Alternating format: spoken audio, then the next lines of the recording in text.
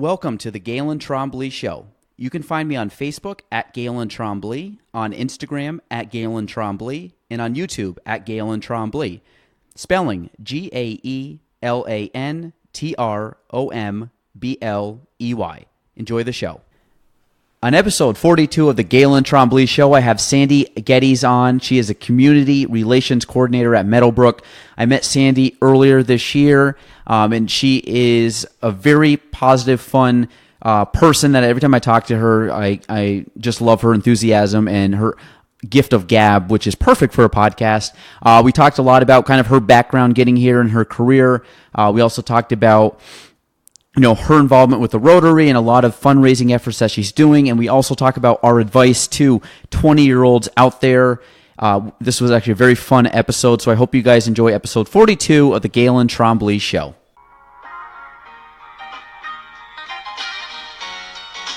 Welcome to the Gaelan Trombley Show.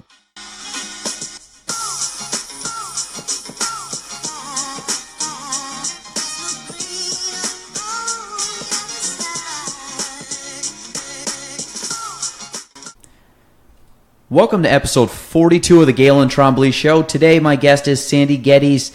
Sandy is the Community Relations Coordinator at Meadowbrook.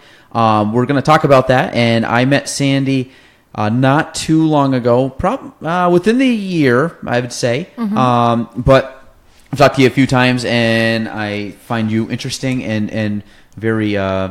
I like people that can talk well, and you can talk well. So, actually, Sandy, welcome to the show. Yeah, I talk a lot, yes. And actually, how I met you is because one of my dear friends said you were like the best realtor ever.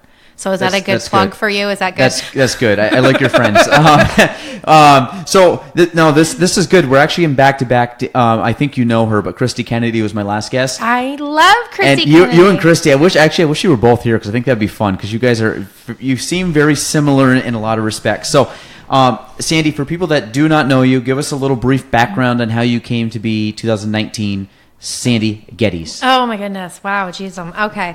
So long story, very short, and you can ask me to elaborate on any of this. I moved to Plattsburgh in 1999. So obviously not 2099, but I'm just showing my age. Right? You were 10? I was 10. Okay, I was 10. I didn't hear it to go to college at age 10 or age 18. And then I love SUNY Plattsburgh first and foremost. I had a wonderful education there. I was an English major, and I met my children's father at SUNY Plattsburgh, and he was in a fraternity, and then we got married soon after college. I went to grad school at SUNY Plattsburgh, and then we got married. We had 2 beautiful children, and I stayed in the area, and I had a long stint professionally at CVPH. I was a manager of community outreach there for 8 years.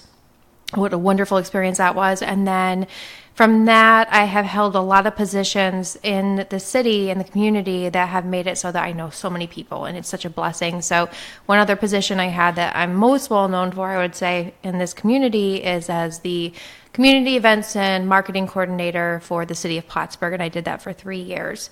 And then that and all my other experiences has really paved the way to the best job I have ever had and the last job I'll ever have, as long as it's up to me, which is at Meadowbrook Healthcare, which is a skilled nursing facility and rehabilitation facility. And I've been there almost a year, and it has been just one of the most amazing experiences of my life. And I can elaborate on that, but really, essentially, it has changed my life forever. No, that's awesome. And so you came to Plattsburgh State. The funny thing is, I think after looking at all that, you were an English major and did community outreach. So how did you get into, you went from community outreach to the city, which was very kind of similar, and then Meadowbrook, it sounds, they're all pretty much the same. It's getting involved in the community and spreading awareness and all that good stuff. So how did you go from English major into a community outreach or community person or relations coordinator?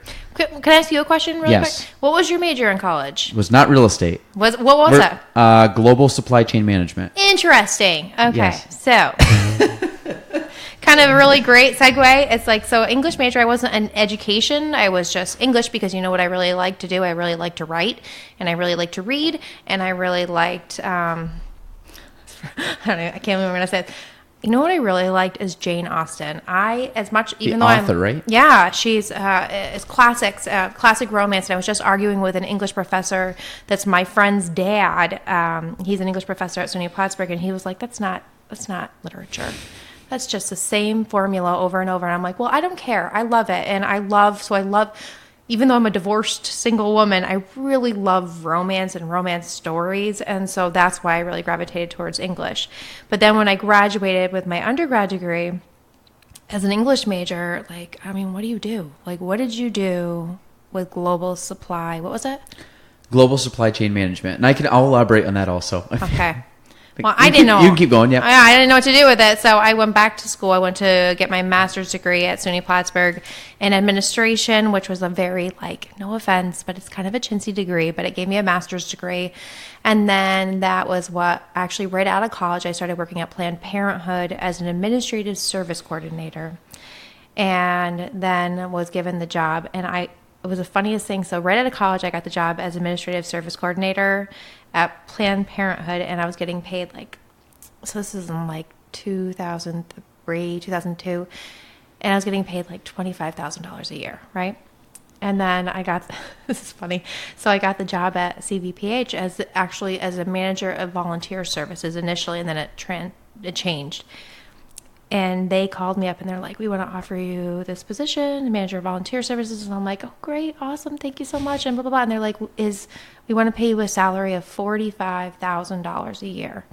And I was 25 at the time, 24, 25. And I was like, "Oh my God, I'm rich." I was going to say, you didn't say, well, my last job paid me 60. No. Played that game? No, I did not. Are you serious? I was making $25,000 a year. So they paid me $45,000 a year, and I remember going through the whole building, which wasn't big. It was on Brinkerhoff Street, and I was telling all my coworkers, I'm like, "I'm rich. And a year later, I'm like, "I'm so poor," because it happened so fast. We bought a house. Me and my husband had bought a house. We had kids. Oh, yeah. All the things. You find a way to take, or whatever you're coming in, you find a way to spend it somehow. You do. Oh, yeah. You do. And it was a struggle, but that was basically... When I got the manager of volunteer services, they actually just asked for a bachelor's degree and some sort of experience, and I had some. And then I stayed there, and then they did some layoffs, and my job got changed so that it was manager of community outreach, where I then got to do the job of organizing all of the foundation of CVPH's big events. Have you ever been to their gala?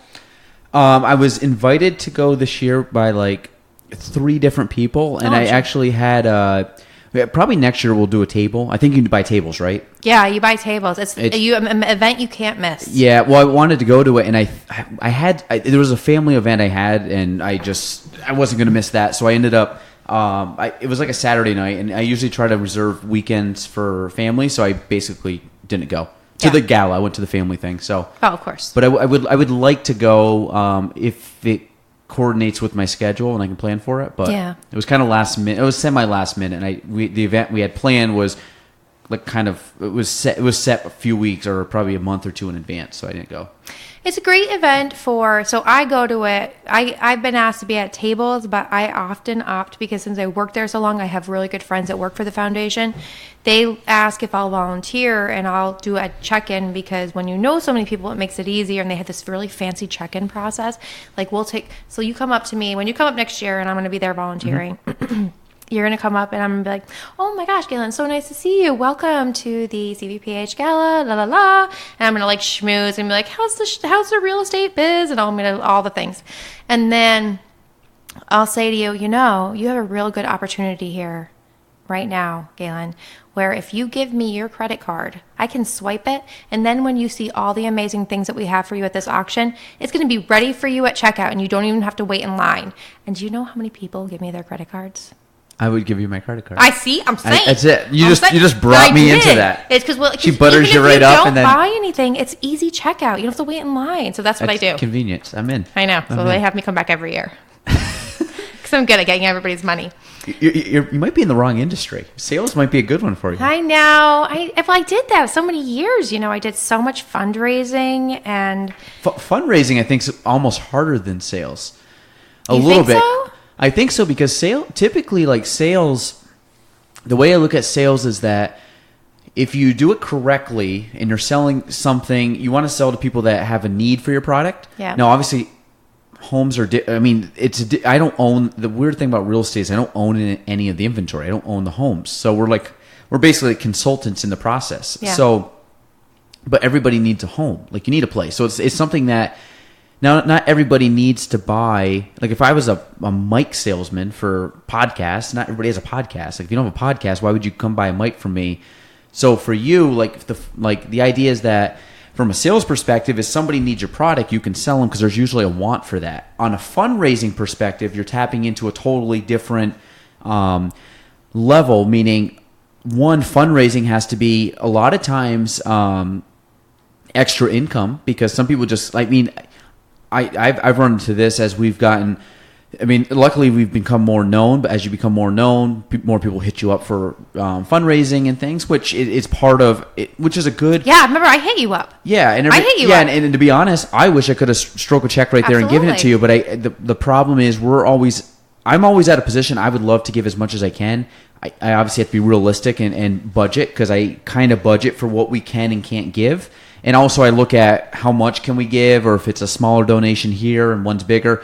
But and most people are like that. So a lot of the companies, but when you're doing a fundraiser, it's so easy for people to be like, oh man, I just don't want to give them $100. Like I want to, and so for you, it might not be, sometimes they may want to do it. Sometimes they might just do it out of, I know, and I'll be totally transparent. There's times people want me to donate to something and I have really no clue what it's for. Or it's an organization that I maybe have heard about, but I don't have any real connection to it, or really like if you weren't to ask me, I would not donate to it. Not from a bad perspective, but it's not top of mind for me. So a lot of times I donate based on the person that asked me. Oh. Like if you were to ask me, like, oh man, I really like Sandy, and here's something that she really finds, she's working towards, but obviously she has some type of connection or affiliation with it. I want to not let her down, but I got to be realistic. So like that. So for you. I just know for me, coming from a perspective, it's harder. So you have, I think you're selling the fundraising aspect. Well, but I think the product or the thing you're trying to sell, which is a fundraiser, sometimes can be harder to get people to buy because if you were to try to sell me something I really want, it's easier, or something I really need. I don't need to give to a fundraiser. You know what I mean? Like I absolutely understand. So yeah, so what it is, I think you almost have that extra layer of there's probably a little bit of persuasion. There's a little bit of timing. There's a little bit of, okay, well, if you can't do this, here you can do this option. Like I had last week, I had 2 different fundraisers that both hit me up for sponsorships, and I was flat out with one of them. I said, literally, I know I won't give enough time to do what you want me to do, and I donated to the cause, but I said I can't do the next step up and actually help you out because I just know my time I won't be able to. I don't want to sign up and not do anything. Like I just think that's kind of bad too. So what's your perspective on being kind of a salesperson for fundraising? I don't want to call it like a salesperson, but you're raising money, or a fundraiser, but it's the same thing. You're going to people trying to get something from somebody. Yep. So what's your experience with that? So now I have the wonderful opportunity that I don't actually do fundraising for Meadowbrook. My job is really just about promoting what we do, and it's easy for me to do that. Like I will do anything for my employer. But one of the other great things about my job, and I'll tell you about when I was with the city, is that I get to pick and choose with my boss's consent what we give our money to and what I spend my time doing. And I get the opportunity also to, during work hours, give to these organizations. So I carefully chose these different places. So the one I hit you up about was the Clinton Community College Foundation. Clinton Community College is not only so insanely important to Meadowbrook as a way for us to get qualified RNs, but it's also an amazing, amazing educational institution. And I sit on their foundation board. And so I hit you up for their golf tournament. Mm-hmm. And I know the golf tournament that I was raising money for, helping them to find a sponsor for. They were missing one sponsor. And that's not my job, but my friend Meg, that's her job. And she was like, I'm freaking out. I can't find a sponsor. And I'm like, you know what? Let's try. Let me give it a go. And I contacted you, and you're like, it's just really not the time. And you're not the only one that said that to me. Yeah. And I landed on somebody that did say yes. And the reason it's easy for me to keep plugging away is because I know that money goes to a scholarship that's going to help a student, that's going to be able to help them grow in their career in our community. Then I have United Way. I just had orientation for that. I'm going to be on their campaign committee. Oops, sorry. I talk with my hands. That's right. And their campaign committee, and I feel very passionate about all the money that they raise because I know it goes. Like, I know there's been times in my life where I've struggled financially. Mm-hmm. And this is what they do. They help people in our community, in the region that we live in, with anything that they need. It's amazing. So I get to really decide what I want to spend my time doing. And ironically, one of those things is the city of Plattsburgh. So the city of Plattsburgh was my employer for 3 years, and every moment of that time was amazing for me until the end. And really what the story was there is that politics are, on even a local level, just kind of icky. Mm-hmm. You know, they're icky. And I'd started there in 2015, and we had Mayor Jim Calnon at the time, and everything was really great. There was a really wonderful team we had. There was a lot of joy in City Hall. And that's when I met our mutual friend, Paul DeDominicus, who became my supervisor. And then we became very good friends and colleagues, and things were just booming. Paul got $10 million downtown revitalization grant from New York State. And I just remember standing in the audience at the Strand Theater watching us. We received this big announcement, and it was just one of the most joyful days of my career. And I'm assuming so for Paul as well. And then, when Jim Calnon wasn't reelected, things changed very drastically, and the new administration said that our finances were just terrible in the city. So this was really a weird transition because things were so vibrant, and then, nope, we have no money. And so their administration had cut a lot of positions, and I had fellow colleagues such as Kevin Farrington, city engineer for, I'm going to get it wrong, but more than 10 years, who has landed great, but his position was abolished. And then Steve Peters, who was the superintendent of Parks and Recreation, his position was eliminated. Both two incredibly talented individuals I had the opportunity to work with. And then one Sunday evening, I got an email from administration saying that my position was on the chopping block, and I was the events and marketing coordinator. And I did a lot of sponsorship work, but I didn't have to completely fund my budget. So what Paul DeDominicus and I came up with was a plan where, in lieu of me even having any events and marketing budget, that I would be paid my salary and my benefits, but I would have to make my own events budget, which was about $80,000 to $90,000, so that the city could continue to have 4th of July, Mayor's Cup, Battle of Plattsburgh. We had a holiday parade established at that time when I came in, and then we also had an Irish festival and several miscellaneous other things. And so we presented this to the city council, and they said, okay, if you can raise your own budget, then we'll keep your position full-time with benefits. And so I did it. And when you say, like, how is it to be a salesperson, salesperson, like, AKA fundraising, what was really weird about it is, even though I was a little resentful that my position wasn't valued, that it was going to be cut, I went to a sponsor. So say you're like a sponsor, right? Mm-hmm. And I go in and I'm like, listen, you have sponsored events for years, and you know about what these events do for our community. You go to 4th of July, you go to Battle of Plattsburgh, you go to Mayor's Cup, any of them, and you're seeing thousands of people that are enjoying the community that they live in, the events we're offering, and there's music, it's alive, there's talent, and it's just this wonderful spirit. We did this like wall mural for 4th of July one year that's on the side by the... Is that the... by the bookstore, the animal one on Trinity Park, by Trinity Park. Is that the one right next to the Italian ice little stand there? Is it on that side or is it farther up? No, that's a different. That was done during that time too, but no, the one. Oh, yes, sorry, Margaret Street and right by Cornerstone Bookstore. Yes, yep, okay. And it was such an amazing moment. We had little ballerinas dancing. It was amazing, all for free, right?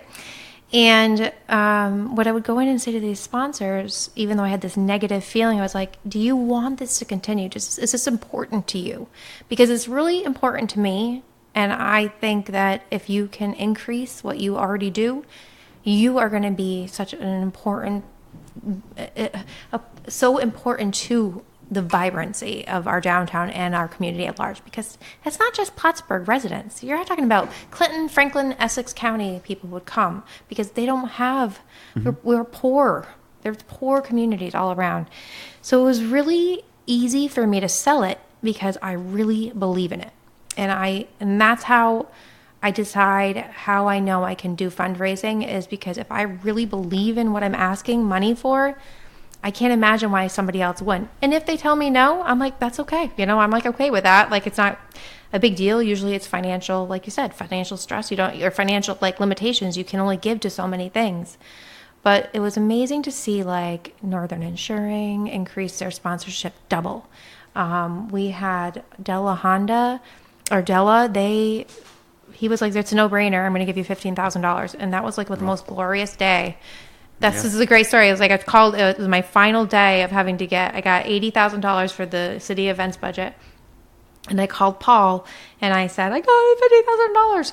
And when I got back, he had a wonderful beer, like a really special stout that I really liked, waiting for me as my celebration gift. And it was just like the most wonderful moments that I can remember. So I won't forget them. I was sad to leave the city. It was hard. I really was passionate about that job, but full circle, now I'm involved with it through my Rotary Club and helping to plan the Battle of Plattsburgh parade. So it's just funny how things connect. So you're a Rotarian? I'm a Rotarian. So yesterday, Ellen and Ed came by. So we have pictures. I think I saw it for the Road Ducky. Oh, did she put it online? I think so. Yes, she did. I'll have to check it because she said she was going to do that. And was it called Road Ducky? Road Ducky Derby. So actually, I just threw the brochure in there. Not to Ellen, if you ever listen to this, it's on my calendar. I just didn't want the brochure cluttering my desk. But so I'm going to try to go to it, bring my kids to it. It'll be fun. But I didn't really know what it was, and I ran into. I was meeting a friend last weekend, I think, 2 weekends ago at the Butcher Block, and I was driving. I was kind of doing a little cut through, and I think they had stopped at Prime Link. Yeah. Or was it Prime Link? Well, wherever it was. It was someplace back in that little area. And it must have been Prime Link. I saw a picture of them, too. Yeah, and he was walking. Ed was walking in a duck costume. Was Ed in the duck costume? I didn't realize it was Ed in the duck costume. Well, I didn't know. I don't even know who Ed is. I just met him. But he's super nice guy. Amazing. Yeah, and he was full of energy, and he was there that day. And then I pulled up, and of course I know Ellen, so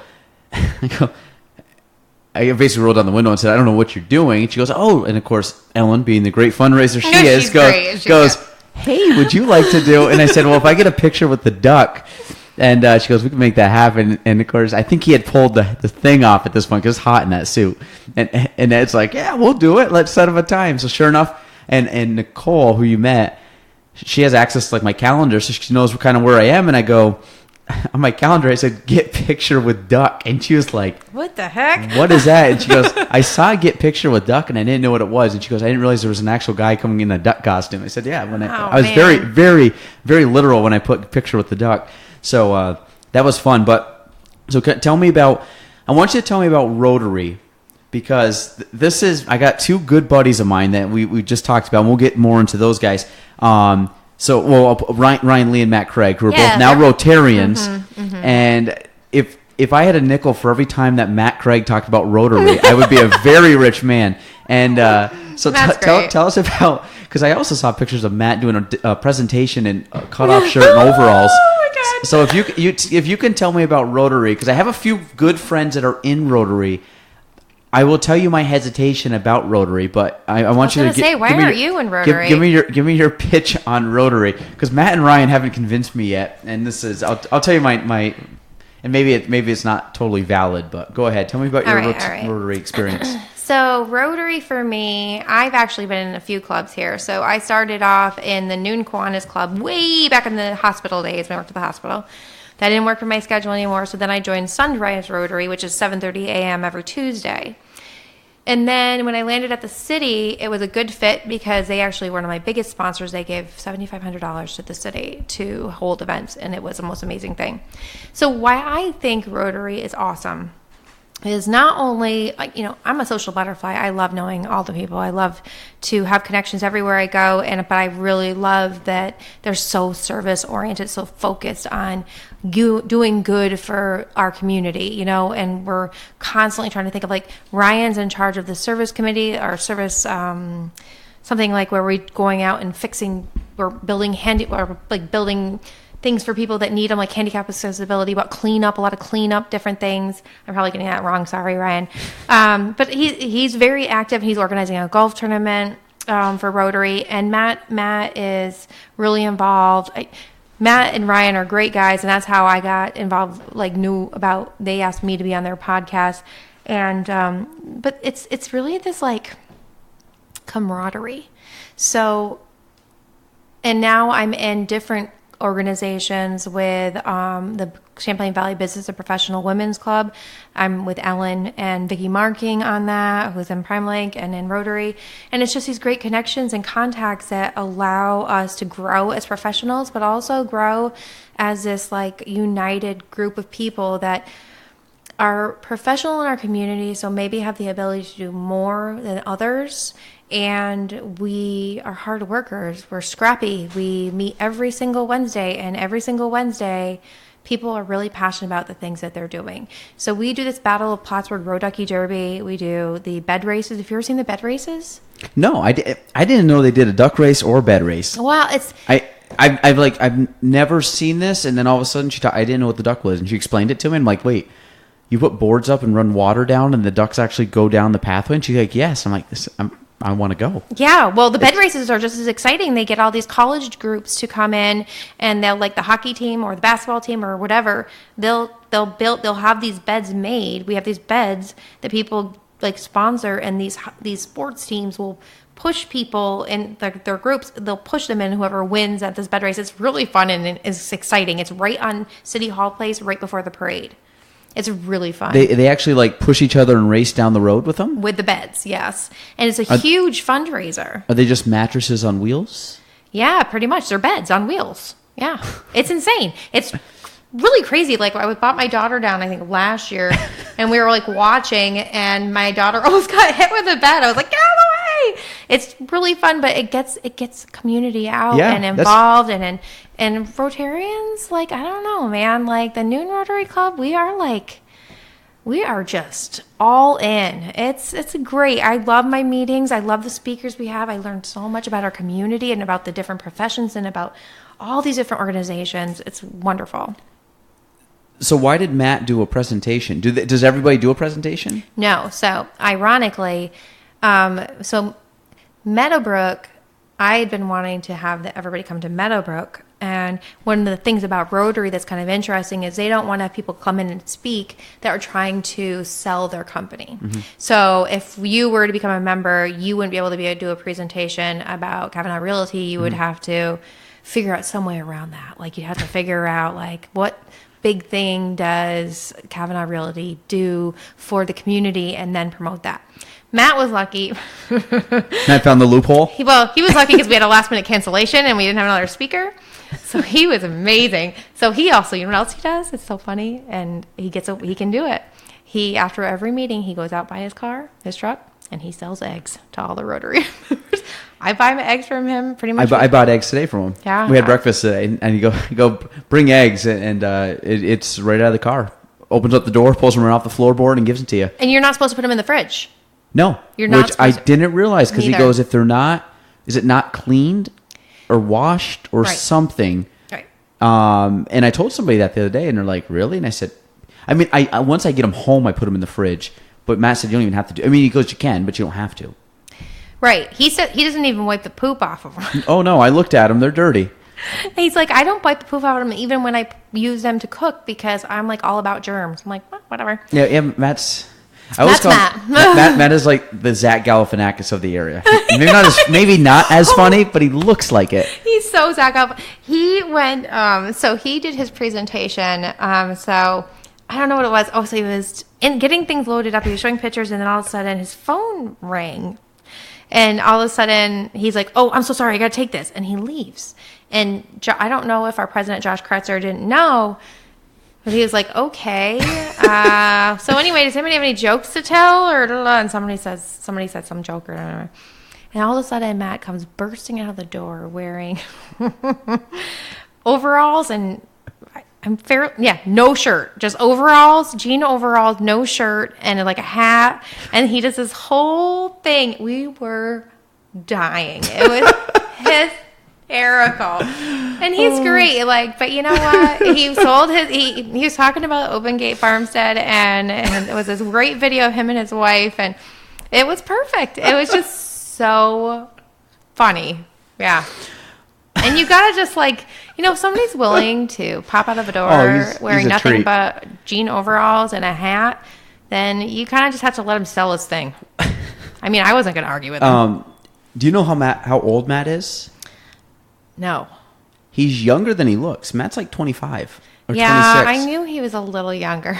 Because I always think Matt and me are about the same age, but like I always put him in perspective of when I was like in school. Like I would have graduated. I would have been almost done college by the time we graduated high school. Like I thought we were like the same age. We're not. Well, there's there's probably 3 grade difference. Oh, you're like 30. You're 27, 28. I'm 29. 29. I think Matt's 25 or just turned 26. Oh man. So he's like 3.5 years younger than me, which it doesn't register that he's that young because he looks older because of the beard and the hair and stuff. But he's a character. Have you watched his YouTube channel? No, sorry, it's Matt. really good.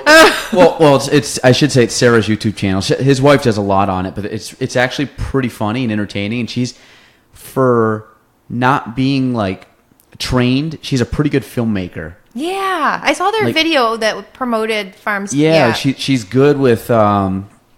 She's got a lot of cool techniques that, I watch a lot of like different filmmakers and stuff, and I kind of have an appreciation for that art, and she's very good at it. And I think I believe self-taught, and no, they're funny. They're an amazing couple. They have a good chemistry. They really do. And you know what he told me that's so interesting, and as a professional, I'm sure you can identify with this, and I can't stop thinking about it, is that he said he will do whatever social networking he has to do, anything to promote his business, promote the Open Gate Farmstead, Monday through Friday. And on Saturday and Sunday, nope. He is staying local. He stays near where they live in Keysville. Yep. And he will not commit to anything, even Rotary, anything on the Saturday or Sunday that's dedicated to the farm and to his wife and to his family. And I'm just like... That's true, because we've tried to play... I'm similar in that, and like the weekends I'm really like... Now, I will every once in a while have an appointment, but I really try. Like I don't plan anything. Well, it must be hard in real estate. It's a little difficult, but I would say in a month I can. I really don't work a lot on the weekends. Like it might be one appointment, here or there. Maybe one weekend, one weekday or weekend day a month. I might have to work like a morning, meaning like 4 or 5 hours or something. But it's not too often. But Matt, I try to take it off, and that's my family time too. Matt won't even go golfing. Like I've gone up before, like we've teed off, like me, Ryan, and a couple other good buddies. We'll go off at like 6 a.m. on a Sunday, so we're back like mid-morning to spend time with the family. Matt won't even do that. He's like, I'm out. And I know he does like a lot because I know they're working on their house, and obviously the farm takes up a lot of time because it's just the two of them working. So. For him, that's an extra 4 or 5 hours a week. If he doesn't like drive down, go golfing, drive back, could save probably 4 to 5 hours a weekend, which gives him a half a day to do more work. So, they put a lot of time into that farm. Well, I know, but I just thought it was a really good, even aside from that, whether it's for his farm or whatever, I just think, one of the things I love about my current job is that there's an amazing work-life balance. I get to bring a lot of my passion and love into my work, but I also it doesn't stress me out when I'm not at work. Like, so if I'm with my children and we're hanging out or with my friends, I don't stress about work. And my boss said to me once, and this is an amazing thing for a boss to say. He said to me, you'll be the only person responsible for being stressed out here. So there's no reason for me to bring work worries home, that everything is good and that he will always support me. And that's how he is with all of his staff. But I thought it was really great that Matt, as a young person or a young professional, like he and his wife have this great little thing that they do. And it's funny because Matt and I actually have a lot of connections. My parents were visiting last week from Myrtle Beach, and where I grew up was in St. Lawrence County, and my my high school classmate was his wife's sister. So Matt Craig's wife, Sarah. So his sister-in-law. Sarah and her sister Melanie was in my class in high school, and I only graduated with 50 kids.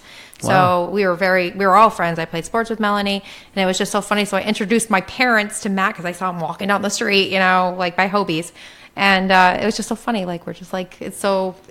I kind of just think that it's really impressive for a person of his age that if he is 25, then that's great for him to say that. Yeah, no, he's a good guy. We get every Tuesday we get breakfast, and then I see him. Obviously, we talk during the week because of like work and stuff, but I see him then, and then we're very big in Adirondack Young Professionals. He's the president of that. Oh yes. So we have a get together function that. tomorrow. Yeah. So we it's once a month. So I see him there. I see him for breakfast. I run into Matt quite often. What does a pop-up mean? What's a pop-up event? Pop-up event basically means just show. So there's two things. Like Adirondack Young Professionals is a mixture of very structured events, meaning there's a theme, or it could be we call speed networking. It's like speed dating, but you get like a minute with somebody. I've been to a few in the past. Yeah, and they have the economic forum. There's a few other ones. We've done trivia nights. We've done.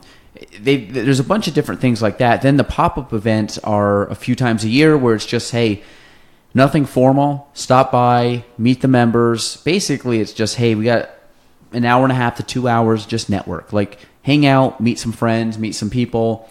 The cool thing about the organization is that, like, say we go, so tomorrow I think it's at Hobies. We bounce around. It could be Hobies, could be SIP, could be Valcor. Right. It's usually just kind of a little after hour. I won't say after hours because it's the chamber, but it's very similar, and it's the idea that you can come together.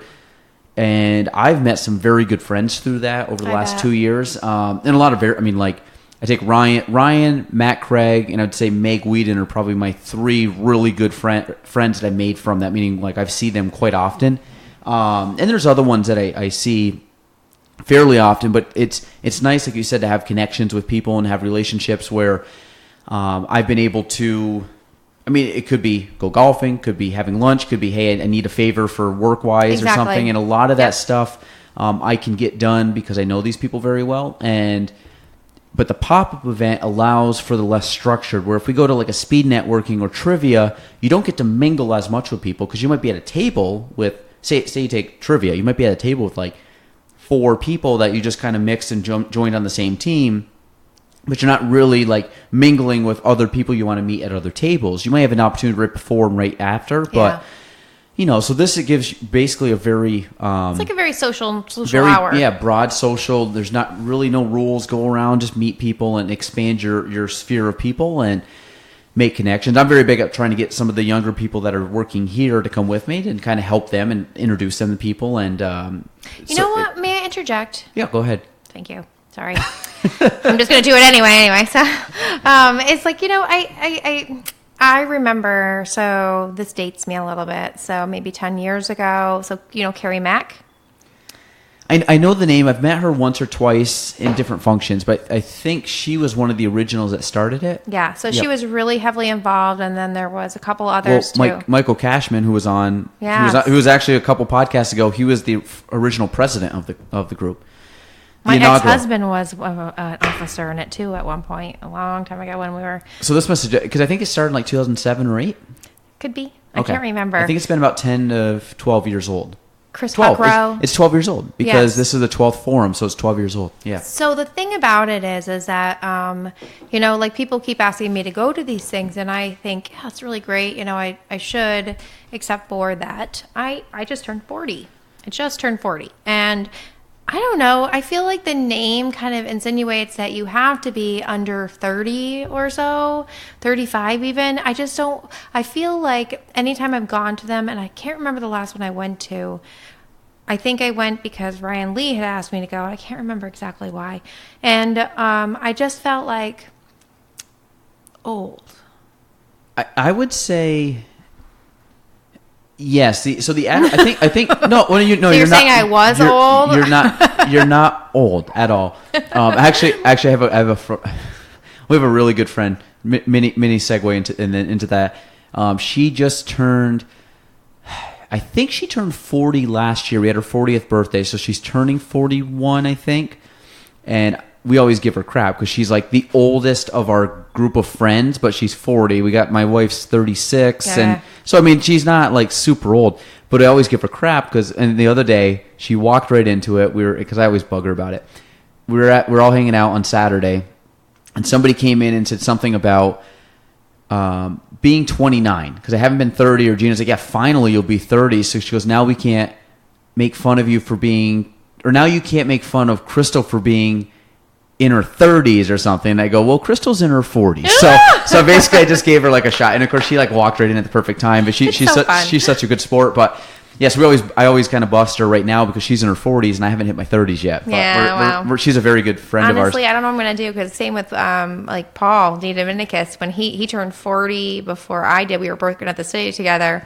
And so now every time it's his birthday, I'm like, what are you, like 48, 49? He's like, no.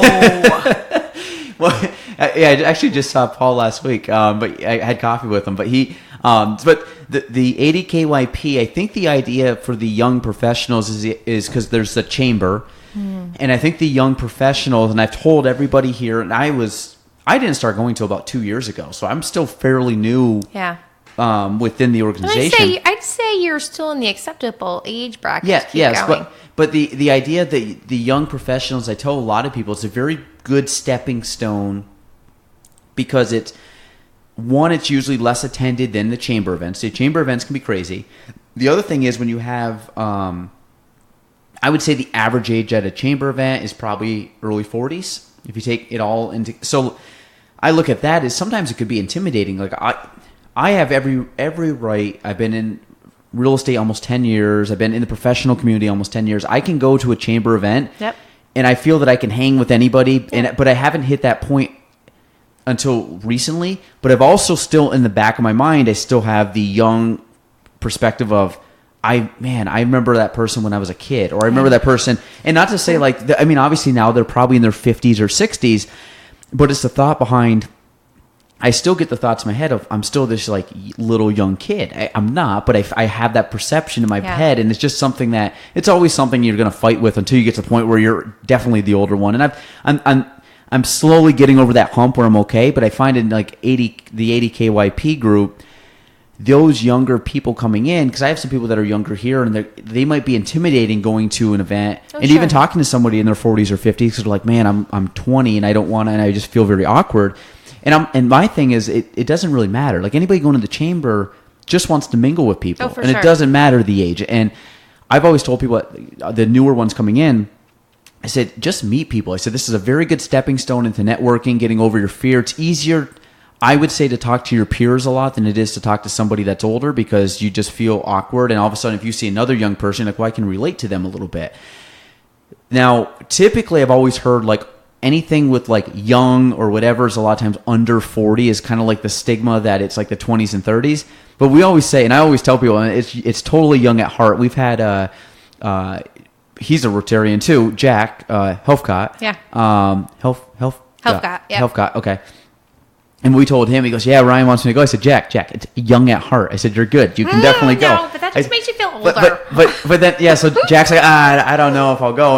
But I think that the good thing is I find it's very much, a lot of the people that go there go to chamber events. Like there's a very good mix of people, but they're younger. And I try to go to the chamber events because for me, I like meeting more people. And if I can meet whether they be the 20s or like I'm going to be solid 30, but I'm going to be 30 in December, and I'll be in 30. I'll be in the club. Are you excited about turning 30? I actually am. Yeah. Because I look at my teenage years were fun. You had memories from high school. Besides the fact, someone said this awesome the other day. I would only go back if I could take my knowledge now and go back. I wouldn't want to go back. Oh, I know. Like if I could go back and I knew what I knew now, and it was just crazy because I think in the last 5 years I've really grown up from about 25, which I heard is when your brain fully develops, which I can vouch for this, I think, because I got a lot smarter from 25 to what I am now. But even my 20s, I look at my 20s and they were phenomenal. But a lot of like 20s, and I have some young people that are slowly coming on here. I'm like, you're just finding yourself out in your 20s. Because 20s is a very hard decade. I know. Because it's the decade where you don't know what you want to do. You're probably going to be the least financially set you're ever going to be in your life. And there's a lot of moving parts. Are you going to end up locally? Are you going to move away? Are you going to be with this person? Are you going to find your spouse? Are you not going to find a spouse? Are you going to have your kids? Are you going to go to college? That's the one hard part about Adirondack Young Professionals is there's a lot of turnover because people go in and out. They go to different jobs. They move away. Their situation changes. Because they're young and they can do that, yeah. So they're able to change. They're more adaptable. They're more, I forgot what the term is, but subject to change. Yeah. They can flip-flop easily, and I'm very much like an anomaly in the sense that I found out my career at the age of 21. I didn't know it at the time, but I got into real estate very young, and I've just fallen in love with it and kept it going. That doesn't always happen for people. So when I look at it, I get through my 20s, which I've had a great 20s, and I got married, I've had 2 kids, we bought our house that we're probably going to live in for You're a happy decent, with that decade. Yeah, I'm very happy where it started. I'm happy where it ended. I met a lot of great people, and I've talked about this a lot business-wise and as a snowball effect, meaning when I first started, I talk about rolling a snowflake, meaning you don't know anybody, you're trying to get one client, and then you're slowly trying to get one client to one deal. Now it's to the point where I wish I had 50 hours in the day to take care of everything. You got all sorts of snowballs. And now it's not even, I've rolled one snowflake into this big snowball, but it compoundly gets bigger because there's more surface area that's collecting. I look at that as my 20s have gotten good. So yeah, that's my thing is how now from 30 to 40, what's my compound going to be? Because I've built up this good base in my 20s. Yeah. So I'm looking forward to even more of a payoff in the sense of, and it's obviously like, work and finances, but my kids getting older and being able to hang out with them, my friendships, anything you can think of going, I'm so pumped for my 30s. Yeah. I'm not looking at it like, oh my God, I'm 30s. I'm almost excited to be like, I'm actually in my 30s now. I feel like I'm like a full adult now. And well, it's true because do you ever think about the conversations you have with 20-year-olds? So I try not to do this because I will never be the most mature person. I always feel like I'm going to be a child at heart, but I'm psyched to be 40. I don't know. It's something about being a woman, and it's the closer you get to being 40, the more you just stop giving.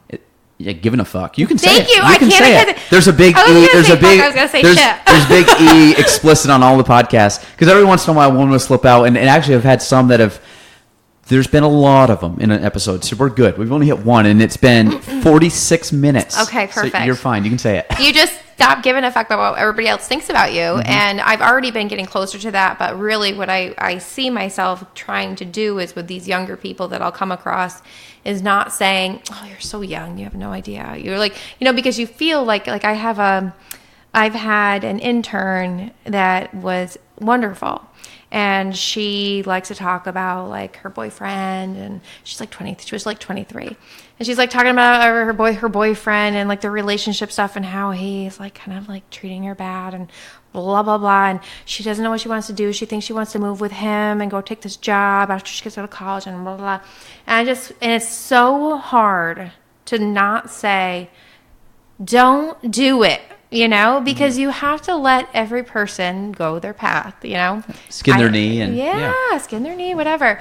But as a 40-year-old now, and I have my kids, and, I went through a divorce. It's been, I'm happy in my job. I have the most amazing friends, and Yeah, because you just had your birthday. Just last week. I saw some photos. You had last some party. You had a party and everything else. Yeah. One of my friends broke her foot. That's a great part. It went hard. Yep. That's when you know you got good friends. Yep. I was like, yep, great, good. That was a good party. No, I just feel like this like amazing amount of joy being in a city I love, in a career that I couldn't even imagine ever having the opportunity to have, and the friend system and the children and all this stuff. And you just kind of settle. And so like you'll do that, I would say, when you're going in through your 30s, you know, you've got your young family and this booming business, but it's all so rewarding, and it's all how you take every single day. Oh, 100%. And I kind of went through the same, like I have a couple, Ellie's a little older. Ellie is, I think, 25 or 26, which is still young, but Ellie's, I don't know if you've ever met her, but she's a fairly mature 25-year-old. I have a few other young people that work with me, and all great. I think there's probably 3 of them that are 22 and younger, and the same thing. So I'm always like one of the kids. He was with me today, and you know, a lot of it's having a conversation. I try to paint it in the light. Same thing. I'm not super old. It's not like I'm not like looking down at them. Old. But I look at it like I think I've accumulated enough in the last 10 years to give advice to a 20. And it's not like old parenting advice, but it's a lot of like realistic advice. And I think the funny thing is, or the cool thing is, it's not really funny, but it's cool. It's that a lot of the people that are younger that have come to the work here or are aspiring to work here came to me first. And I find that that's fun in the sense that they're now looking at me as someone relatable because they see me a lot and they see what I'm doing. But I also take the responsibility as trying to lay a framework for them to succeed. And a lot of it has to do with just the conversations. And I try with them is to give them advice that I would have wanted to hear at 20. Not to say, I told you so, or do this or do that. It's just like, you know, hey, a lot of it is you have time. Like, don't get stressed that you don't have it figured out. You're 21, 22, 23.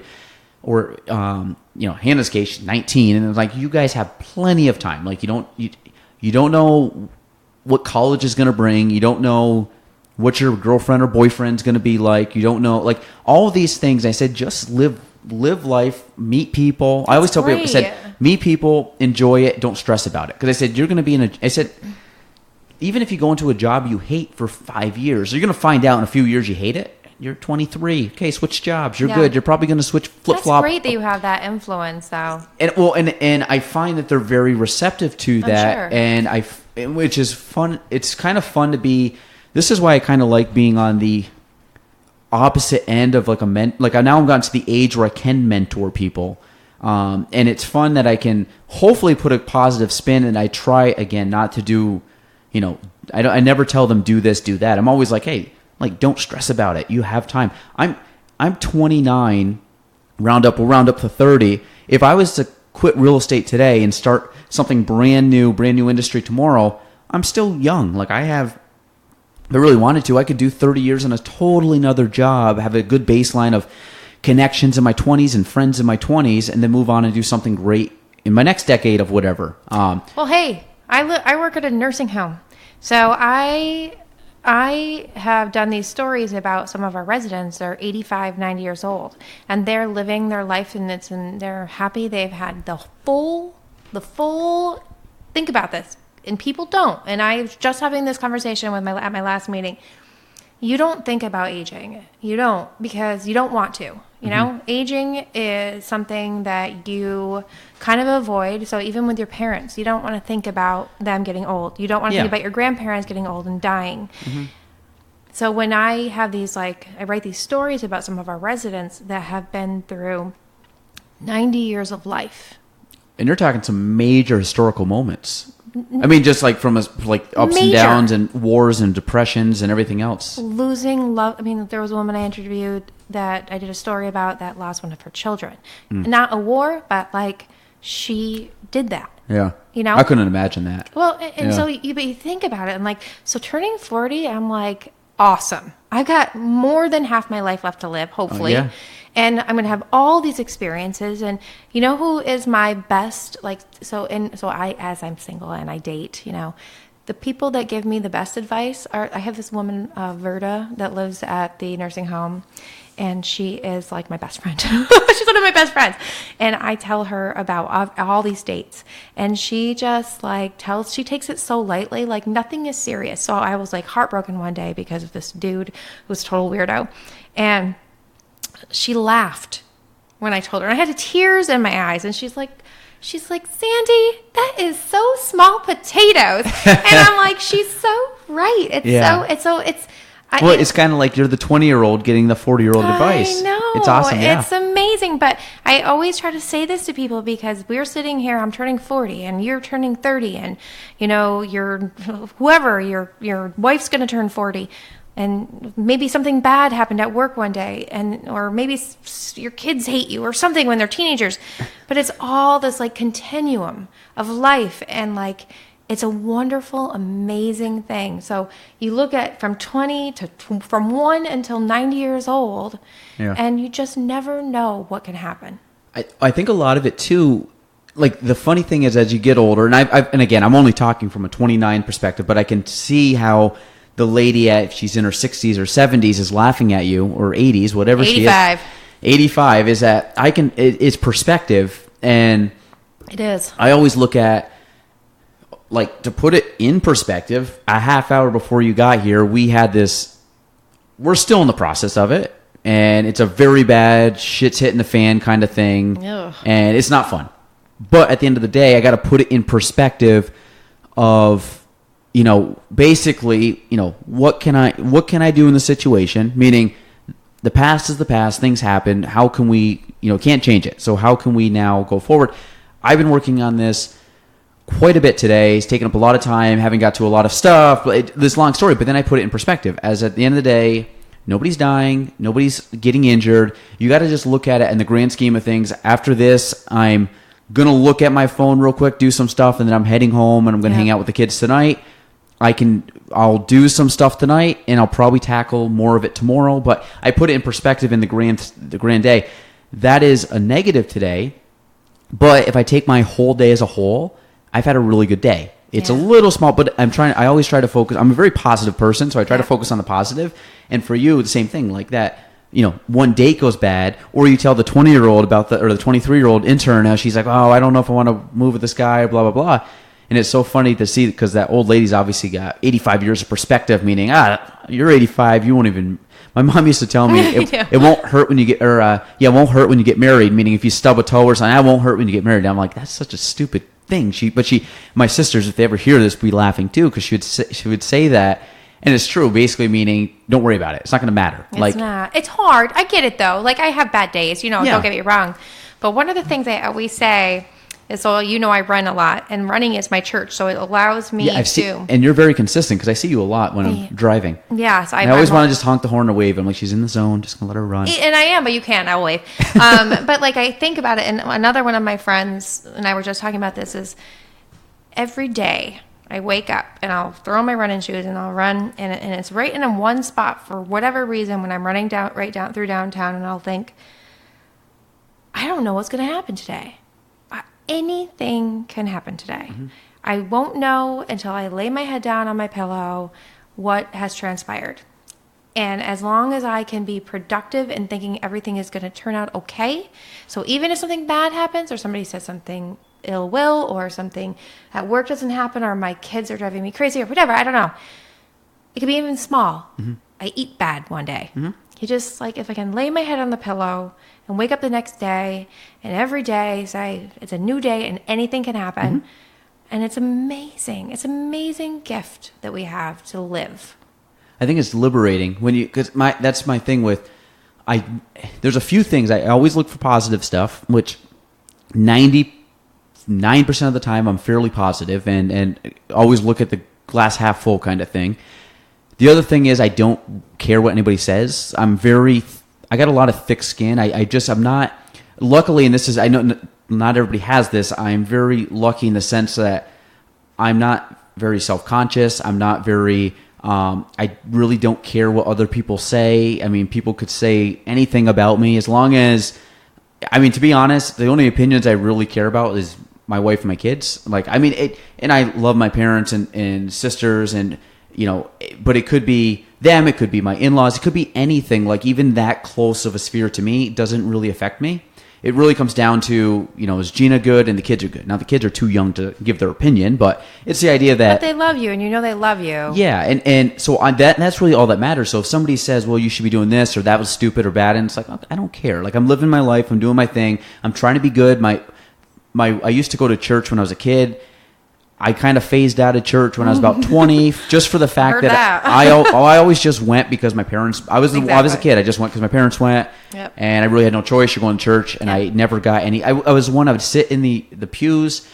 I would listen to the homilies and the readings, and I would take nothing in. It didn't affect me. I didn't get any like clear sight or whatever with it.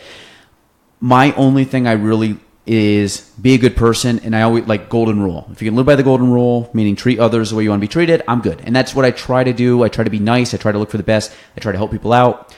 I find if I can kind of live by that like moral compass, then I'm good. And a lot of stuff, again, what you said, my dad told me this, if you can go to bed every single night knowing that you did the right thing or did everything you could, you're good. You don't have to worry about stuff. Like this deal could be one that in my head I'm replaying, but it's like at the end of the day, I'm doing everything I can in my control to make the situation better. Yes, do I have to rely on other people? I do, but I physically can't control them. So if I do my thing, then I'm good. And I'll wake up tomorrow, I'll be fine. Yeah, I got to tackle it, but at the end of the day, a month from now, I won't even worry about it. Like, it'll just be, at that point kind of washed away, and I'm on to. So I always put in perspective, it's not really, in the grand scheme of things, it's not going to be a big deal. So I think that's one thing when you said it's very liberating to wake up every day and just be like, I'm good. Like, well, I'm going to tell you one more thing, and then I have to go to cook dinner for my children. But I'm going to tell you it because and it really sings well with, or goes well with what you just said, is that, so when I left my job at the city, as in my roles in my life, in my professional career, they are not big money making positions, right? So events and marketing are just generally in this area underpaid. And so when I left the city, I took a position working for a good employer, but the position changed very drastically and I was bored. And I stayed there for 3 months and it was like torture, right? And so I went in one day to work and I said, I can't do it anymore. I just can't do it. This is awful. I want to die. And I went into my supervisor and I said, I'm not the right girl for this job. And I left there without having another job. And a friend of mine that I knew through Rotary gave me a position just until I found something different and something better. And so I worked there, but I was underpaid. I was basically back down to right when I was after college, and I worked for Planned Parenthood. I was underpaid. I was like, and I'm a single mom with 2 kids. Mm-hmm. And there was a time where I was so low that I had to move in with a friend of mine with my children, and I couldn't even afford to pay $6 to go get dessert at Rotary. So I had to get out of Rotary for a short time. And it was humiliating. I couldn't afford anything. My parents had to give me all sorts of money. And I was at my real lowest point. And one day, a guy I know in Rotary, John Bernardi? I don't. I've heard the name, but I don't know him. He's United Way. That's why I'm volunteering for United Way, because he changed my life. He came into my office where I was working and at this job that was just a filler. And he says, you should apply for this job at Meadowbrook. Tell him that John Bernardi sent you. So I applied for the job, and the next day the CEO, Paul Richards of Meadowbrook, called me and said, can you come in? It'll be informal. I just want to talk to you. And when I got there, he pulls me back and he says, I actually already know all about you. I already talked to John already. I sent him clips and videos and work I'd done. And he said, I already knew I was going to hire you. And I want to, so this is my lowest point, lowest. He's like, I already knew I was going to hire you. And, so I just wanted to make sure that the chemistry was good. And I was like, oh my God, that's so wonderful. But I had no idea. And so then what he tells me over the next 5 minutes was basically that my life was going to be okay. Like, I was going to be able to do all the things I ever wanted to do for my children. I was going to have job security, and I was going to have freedom of creativity. And so I remember leaving, almost hugged him, which would have been awful.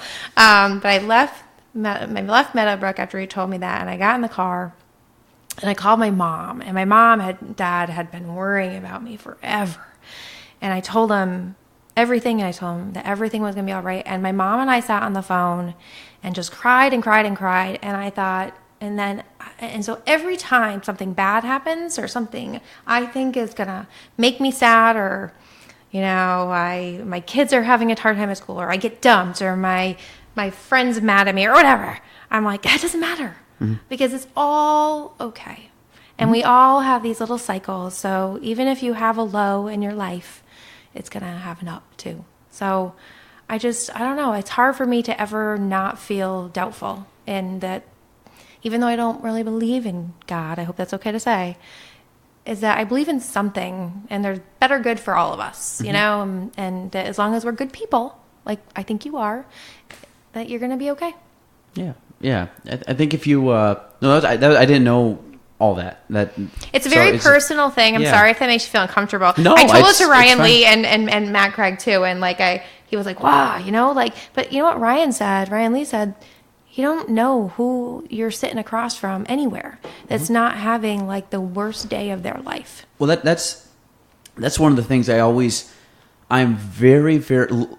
This is there's certain things that I can't explain, but one thing I've always been lucky enough to have is I'm very, I give people benefit of the doubt, meaning in my business, emotions can run high in certain things because you're dealing with people's homes and stuff, but I always give them the benefit of the doubt is, okay, maybe they said something snarky or something like this, or they did this. Well, maybe they're not mad at me. Maybe they're mad at so-and-so and anything that happened the day before. Yeah, maybe the car got hit on the way in and they're stressed out about having to pay. I mean, there could be a multitude of things. And I always give people the benefit of the doubt that they're a good person, that it's just a small thing. Don't feed into it. Don't snip or snap back at them. Just be, all right, have a great day. Whatever it could be. And I think, like you said, if you give people the benefit of the doubt, knowing that at the end of the day, all I control is my actions. But if I can be positive, that's it. And I've had people. It could be even going to the grocery store checkout line. There's one place I go to, and I always ask people, I'm like, hey, how you doing this morning? And it's always, well, better if I wasn't here. And I go, oh, well, I said at least it's sunny, or at least when's your shift end? And I try to find the positive in it. I'm like, no offense, I wouldn't want to do what I would go crazy doing that. But at the end of the day, it's you got to make the best of what you're doing. And no, I think that's good. That's the correct mindset. I think if you can stay, it's tough. I mean, obviously not everybody can do it, and there's people that have trouble seeing the light at the end of the tunnel. But I think, like you said, if you get a support system of people, or you just live in a position where you're not, expecting everything to be perfect, and that there's going to be speed bumps and curves and challenges along the way. But I think make you stronger. Yeah, 100%. How much time do you have left? I want to be respectful of your time. Oh, I probably should get home to feed my children. How long have we been doing this? 1 hour and 6 minutes. So probably I should probably go. Okay. They're hungry. You're fine. You're fine. I got to probably do the same with. Oh, that's not too bad. Okay. All right. So we'll cut it here. Unless you have other questions for me. I do, but I want your kids' stomachs are more important. How about one more question? One more question. This one will actually wrap up everything really good, because I think we'll talk about, because you actually went over a lot of good stuff. What is a day in the life of Sandy? Meaning you get up, what's a normal, you can do a weekday, give me a weekday, and then maybe anything different on weekends. Well, always, I actually have a very rigid morning routine. I run, and I come back, I shower, and my kids, if they're at school, they go to school, blah, blah. But sometimes I don't have my kids because... How old are your kids? They're 13 and 10. Okay. But I always make sure I have those essentials, and I really like my coffee in the morning and all that stuff, whatever. And then I usually try to get to work during the summer. I try to get there really early because I don't have to do school shuffle. But I really focus at work. I really try very hard to focus, but I also try to really much... my boss says he likes me out of the building at least 30 to 40% of the time, because I should just be Miss Meadowbrook. So I really focus on doing the very best job I can at work, because, like I said, it's just such a gift. But I have I have a lot of friends. I have very close girlfriends. I have a running club. So typically I'll at least once a week, I do a run with a friend of mine, Kirsten. I do enjoy, if I don't have my kids, you'll often find me enjoying dinner out and drinks with one of my or two or three of my girlfriends. I always make sure every single day I connect with three of my girlfriends because they're like my local family. Mm-hmm. And then I'm usually in like watching some stupid Netflix and then in bed by 9:30. That's good. And when you say you're out of the office for 30 to 40% of the day, like what's that? Like this would be part of out of the office, but like are you Rotary? Are you going to businesses? Are you going to lunches? Are you like events? Yeah, I do a lot of that. I do anything that will so I work, and sometimes it's funny, like one of my very best friends works at Meadowbrook with me. She's actually the office administrator. And I think it drives her crazy sometimes because I'm always flitting out and doing all the fun things. And she's like, oh, well, it's not fair. I'm always tied to that desk and blah, blah, blah. And I'm like, yeah, but I'm always working. Like, so I'm working now. Like, how many times have I said how much I love my employer? Mm-hmm. I mean, I work... If you can ask me anytime I'm out with my friends, any of my friends will say, oh my God, she won't shut up about that place. But that's because my boss is a super genius and he treats me very well, every which way you can possibly think of. And he wants me to be super happy. And so I am super happy because he has made it that way. And so I can't help but talk about Meadowbrook. In fact, I said to him, I want a shirt with Meadowbrook's logo on it so that I can wear it everywhere I go. So if you're going to be at the Rotary Golf Tournament, which you probably won't be because maybe you are going to be on the... I played in it last year. Well, it's coming soon. Well, you'll see my Meadowbrook shirt because I'm going to volunteer. Maybe I'm not in it this year. I'll check with... Ryan. When is it? I can't remember. I played with Matt, Ryan, and... No, Jared. It wasn't with Jared. Meg? Matt, Ryan, and Meg. So like my three buddies from ADK. We played last year. Oh, okay. In the Rotary one. Okay. Yeah. Well, it's coming. Ask Ryan. So yeah, no, I get out to do all that stuff, but I am, like I said, United Way. I'm in Rotary. I'm in the CCC Foundation, and I volunteer for their golf tournaments. And the United Way golf tournament. YMCA. I do a lot of different things with them, and whenever I can, I just like to be everywhere all the time. But I think that's really because previously in my life, I didn't get to do anything. Mm-hmm. And so now I just kind of like to do all the things. Yeah. So my day, I can't even tell you my regular day because, like I said, every day I have no idea what could happen. Yeah. And so I'm very similar. I mean, I have structure. Like I know where I'm going, but like I don't know what my calendar is really going to look like until I start setting it up and laying out the appointments. But I did a career fair and the kids there, and I always talk to them and I say, this is what's cool about my job. I said, you guys go to school every day, right? And like, yeah. And I said, well, what's more fun, going to school every day or going on a field trip? And of course, a field trip. Yeah. And I'm like, basically that's my life. So, I mean, I do have structure and I do kind of have a routine and I do come here every day, but you're kind of like your own boss, right? I am my own boss. You are your own boss. So you can really determine like how you're going to do everything, and whatever happened today with this deal that was causing you stress, like you're gonna kick it in its ass. You're gonna totally take care of it. We'll figure it out. Yeah, you will. Today's a bad day for it, but like the only thing you have to do or not do, the only thing you shouldn't do is go home and not allow it to let you go to sleep. No, and I'll be fine. Like literally, I will leave. I'll probably make a call. Probably be a bad phone call. It is what it is. Get home. Hang out with the kids. Bought a new grill yesterday. Maybe we'll grill tonight. I'm excited again. I bought a new grill last weekend. Put it together myself. I didn't. The guy goes, they couldn't find it in the box. There was supposed to be 3. There was 2 already assembled on display. And then one of the guys like, you just grab one of the display ones. You've saved yourself 5 minimum hours of your life. Well, that's what he said. And he goes, there's no way if you get it, you're assembling it and cooking tonight. And I really wanted to cook tonight. So I'm like, screw it. Buddy came up with the truck. We put it on the back of the truck, brought it home, put the propane on. All right. So, but no, you outdid me on that, so for sure. No, I didn't. I lost on that. My dad's like, you're an idiot. It's like, why don't you just buy an assembled one? I'm like, I don't know. It's pretty on the box. So, last thing I want to leave with is what's your favorite quote? Oh, I'm stealing this one, and I'm glad I know. I hope I don't butcher it, but it's actually one. So when I was working for the city and I was going through a hard time in my personal life, I came into work, and Paul DiDominicus, who, as you are good friends with him, you know he is the quote guy. Like he loves, he loves all the quotes. Quote Buddha, yeah. He's quote Buddha, and it's by Neil Gaiman, and I don't know if I said that name right, but it basically says, if you don't, oh man, okay, I want to get it right.